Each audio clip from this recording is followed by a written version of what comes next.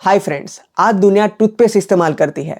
19वीं सदी के शुरुआत में टूथपेस्ट लोगों के जीवन का हिस्सा नहीं थी। आज की हमारी ये आदत की वजह है एडवर्टाइजिंग कैंपेन।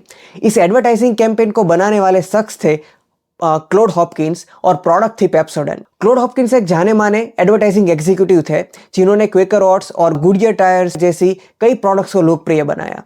उन्होंने साइंटिफिक एडवर्टाइजिंग नाम की एक किताब लिखी है और उन्हें father of modern advertising techniques कहा जाता है। क्लोड हॉपकिंस को उनके पुराने दोस्त और पेप्सोडेंट के मालिक ने प्रमोशन अभियान में मदद करने के लिए रिक्वेस्ट किया। पेप्सोडेंट के लिए एडवर्टाइजिंग कैंपेन बनाने के पहले सुझाव पर हॉपकिंस ने इतनी दिलचस्पी नहीं दिखाई। हालांकि अपॉर्चुनिटीज बहुत थी क्योंकि अमेरिकन्स के दांतों का स्वास्थ्य तेजी से गिर रहा था और इसकी वजह थी उनके द्वारा मीठे पदार्थों का अधिक सेवन। हॉपकिंस की दिलचस्पी इसलिए कम थी क्योंकि दांतों की समस्या होने के बावजूद उस समय शायद ही कोई अपना दांत साफ करता था।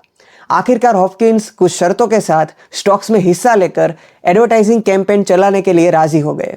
पार्टनरशिप के 5 वर्षों के अंदर हॉपकिंस ने पेप्सोडेंट को दुनिया के सबसे प्रसिद्ध प्रोडक्ट्स में से एक बना दिया। इतना ही नहीं, एक दशक बाद सर्वेस ने दिखाया कि टूथब्रश करना आधे से ज्यादा अमेरिकी लोगों के जीवन का हिस्सा बन गया। अब सवाल उठता है कि लोगों की यह आदत बनी कैसे। तो हॉपकिंस ने इस विषय पर गहरी खोजबीन की, कई किताबें पढ़ी। तब उनके ध्यान में एक डेंटल बुक में लिखा म्यूसिनप्लेक्स शब्द आया, यानी दांतों पर बनने वाली पीली परत। इसे उन्होंने आसान भाषा में फिल्म कहकर विज्ञापन में पेश किया ताकि हर कोई इसे समझ सके। एडवर्टाइजमेंट में उन्होंने लिखा कि अपनी जीभ को अपने दांतों पर फिराए, यही आपके दांतों को ऑफ कलर बनाता है और सड़न को आमंत्रित करता है। यह पढ़ने के बाद लोग स्वाभाविक रूप से अपने दांत चेक करते और महसूस करते कि उन्हें कुछ करना चाहिए। इस तरह उन्होंने कस्टमर्स को प्रोडक्ट्स का उपयोग करने के लिए इशारा किया, यानी क्यू और ब्यूटीफुल स्माइल्स, सुंदर मुस्कान का इनाम दिया जो हर कोई चाहता है, यानी रिवर्स। तो इस क्यू और रिवर्स की वजह से उन्होंने लोगों की आदतों को बदला। हालांकि इस बात के मेडिकल एविडेंस भी कम थे कि टूथपेस्ट म्यूसिनप्लेक्स को हटाने में सहायक होता है।